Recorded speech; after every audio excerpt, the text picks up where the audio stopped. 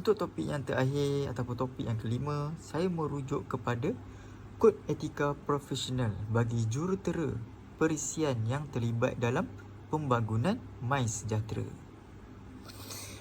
Perisian seperti MySejahtera ini digunakan secara meluas oleh rakyat Malaysia untuk pengurusan kesihatan dan keselamatan awam.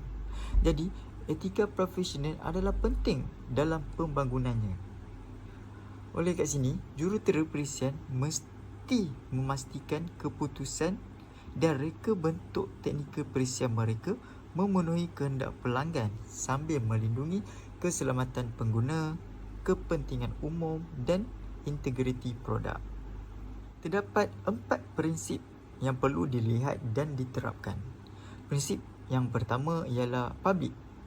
Menuntut jurutera mengutamakan keselamatan dan privasi rakyat.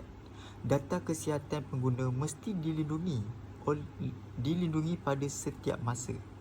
Untuk prinsip yang kedua pula adalah klien dan employer, di mana jurutera perlu bertindak jujur kepada kerajaan sebagai majikan, termasuk melaporkan risiko atau kelemahan sistem. Prinsip yang ketiga pula iaitu produk. Menekankan penghasilan aplikasi yang berkualiti tinggi dengan ujian keselamatan yang mencukupi. Akhir sekali, prinsip judgement. Judgement ini menegaskan bahawa setiap keputusan teknikal harus dibuat secara profesional tanpa dipengaruhi oleh tekanan atau bias tertentu.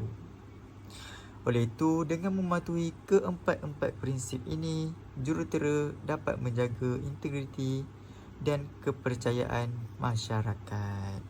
Jadi, itu sahaja daripada saya untuk sesi summarize video presentation kali ini.